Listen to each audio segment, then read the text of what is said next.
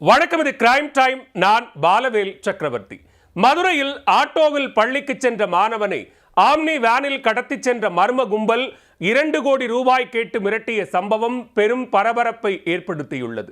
3 மணி நேரத்தில் போலீசார் மாணவரை மீட்டுள்ள நிலையில் கடத்தல் சம்பவத்திற்கு காரணம் என்ன?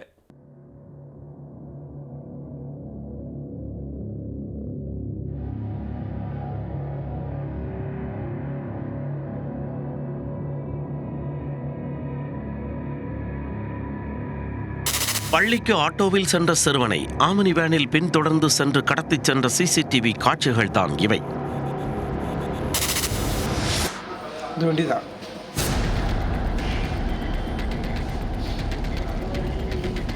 சிறுவனை கடத்தி 2 கோடி ரூபாய் கேட்டு கொலை மிரட்டல் விடுத்த கும்பலுக்கு போலீசார் பாடம் கற்பிப்பார்களா? மதுரை SS காலனி பகுதியைச் சேர்ந்தவர்கள் மைதிரி ராஜலட்சுமி, ராஜ்குமார் தம்பதி. தனியார் வங்கி ஊழியரான ராஜ்குமார் பலரிடம் கடன் பெற்று வரம்பு மீறி செலவு செய்து வந்ததால் கடன் நெருக்கடி கழுத்தை நெரிக்க ஆரம்பித்துள்ளது. இதனால் மன உளைச்சலுக்கு ஆளான அவர் கடந்த 6 மாதங்களுக்கு முன்னதாக தற்கொலை செய்து கொண்டார். வசதியாக வாழ்ந்து வந்த குடும்பத்தினர் ராஜ்குமாரின் இறப்பிற்கு பிறகு பெரும் இன்னலுக்கு ஆளாகியுள்ளனர். கடன் கொடுத்தவர்கள் பலரும் சொத்துக்களை விற்று பணத்தை கொடுக்குமாறு தொடர்ந்து நெருக்கடி கொடுக்க ஆரம்பித்துள்ளனர். இந்த சூழலில் உயிரிழந்த ராஜ்குமாரின் 15 வயது மகன் தனியார் பள்ளியில் 10ஆம் வகுப்பு படித்து வந்தார். வியாழக்கிழமை காலை ஆட்டோவில் பள்ளிக்கு சென்றிருக்கிறார். ஆட்டோ டிரைவர் பால்பாண்டி மாணவரை அழைத்துச் சென்று கொண்டிருந்தார். பைபாஸ் ரோடு வேல்முருகன் நகர் பகுதியில் மற்ற குழந்தைகளை அழைத்துச் செல்வதற்காக பால்பாண்டி வந்துள்ளார்.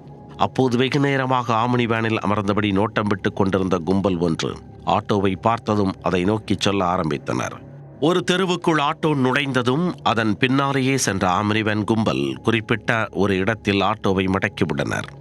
கத்தியை காட்டி மிரட்டி மாணவனை ஆட்டோ டிரைவருடன் சேர்த்து வேனில் கடத்திச் சென்றனர்.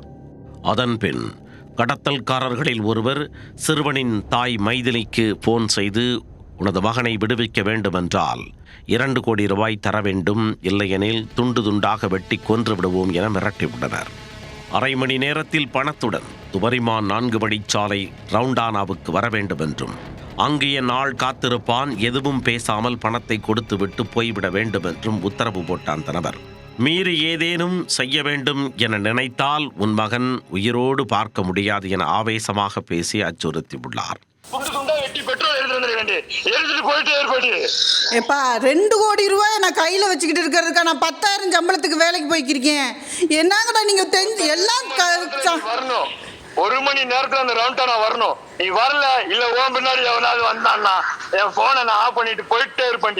நீ எங்க இருக்கான்னு கூட உன் பிள்ளைய பார்க்க முடியாது. 4 நாள் கழிச்சு எங்கேயாவது பணமா கிடப்போம். என்னை பத்தி விசாரிச்சேன்றீங்கல்ல, என்னை பத்தி முழுசா விசாரிச்சா தெரிஞ்சிருக்கும்லடா உங்களுக்கு நான் என்ன நிலைமையில இருக்கேன்னு. நீ இப்ப வெட்டுவேன், இல்லன்னா உன் பிள்ளை நீ வைடி வர மாட்டே. நீ போன வைடி. நான் 1/2 மணி நேரத்துல ரவுண்டானா வரேன்னு சொல்லிட்டேன். நான் 1/2 மணி நேரத்துல ரவுண்டானா வந்துடுறேன். 1/2 மணி நேரத்துல நான் ரவுண்டானா வந்துடுறேன். ஓகேவா? கேட்ட பணத்தை எடுத்துடி. நான் 1/2 மணி நேரத்துல ஹைவேஸ்ல 1/2 மணி நேரத்துல அந்த ஹைவேஸ்ல நான் இருக்கேன். நீ அந்த ரவுண்டானா வரணும். அங்க யாரு ஒருத்தன் வருவான், அவன் எதுவுமே பேசாம பணத்தை கொடுக்கணும். உன் பையன் 2 நிமிஷத்துல உன்கிட்ட போன் பேசுவான். அம்மாலாம் அரேஞ்ச். இதுல ஏதாவது மாற்றம் நடந்துச்சு, உன் பையன் போன் இந்த போன் ஆட்டோக்கார போன் சுவிட்ச் ஆஃப்ல இருக்கும். சுவிட்ச் ஆஃப்ல இருக்கும். உன் பையன் செத்துட்டான்னு நினைச்சுக்கோ. செத்து இன்னைக்கு நீ வரல, இன்னைக்கு அவனை கொண்டுருவேன். யாருக்கே அவனுக்கு 2 வெட்டி வெட்டிட்டு ஆட்டக்காரன் மூஞ்சில ரத்தத்தை பத்தியா உன் மகனை வெட்டுவேன். எங்களுக்கு ஈவரகமே கிடையாது. யார்ப்பா நீங்க? 2 கோடி ரூபாய் நீங்க வரணும்.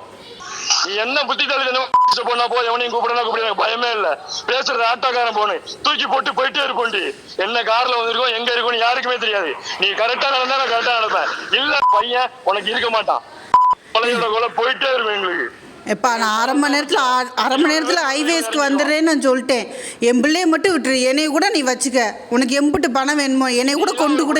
எனக்கு பணத்தோட வரணும். ஆள் வருவான், பணம் கொடுக்கணும். அவன் எதுவுமே பேசக்கூடாது. வேற ஏதாவது நடந்துச்சு இதுல யாரும் அவன் பாட்டுக்கு போயிட்டே இருப்பான். பையன் துண்டு துண்டா வெட்டிடுவேன். உனக்கு தான் முக்கியம், எனக்கு முக்கியமே இல்லை. அதிர்ச்சி அடைந்த மைதிலி உடனே SS காலனி போலீசாரிடம் புகார் கொடுத்திருக்கிறார். அலர்ட்டான போலீசார் தகவல் தொழில்நுட்ப உதவியுடன் தேடுதல் வேட்டையில் இறங்கினர். கடத்தல் நபர் தொடர்பு கொண்ட செல்போன் எண்ணை டிராக் செய்தபோது அது நாகமலை புதுக்கோட்டை பகுதியில் இருப்பது தெரிய வந்தது. உடனே போலீஸ் படை அப்பகுதிக்கு விரைந்தது. இதனை அறிந்த கடத்தல்காரர்கள் மாணவனையும் ஆட்டோ டிரைவரையும் அங்கேயே விட்டுவிட்டு எஸ்கேப் ஆகினர். புகார் கொடுத்த 3 மணி நேரத்தில் மாணவன் பாதுகாப்பாக மீட்கப்பட்டார். தப்பி ஓடிய கடத்தல்காரர்களை போலீசார் தீவிரமாக தேடி வருகின்றனர். போலீசாரின் முதற்கட்ட விசாரணையில் கடன் கொடுத்தவர்கள் பணத்தை திரும்ப பெறுவதற்காக இந்த கடத்தல் சம்பவத்தை அரங்கேற்றி இருக்கலாம் என தெரிவித்துள்ளனர். பட்டப்பகலில் பள்ளிக்கு சென்ற சிறுவனை கும்பல் ஒன்று ஆம்னி வேனில் கடத்திச் சென்ற சம்பவம் அப்பகுதியில் பெற்றோர் மத்தியில் சற்று அதிர்ச்சியை ஏற்படுத்தியுள்ளது.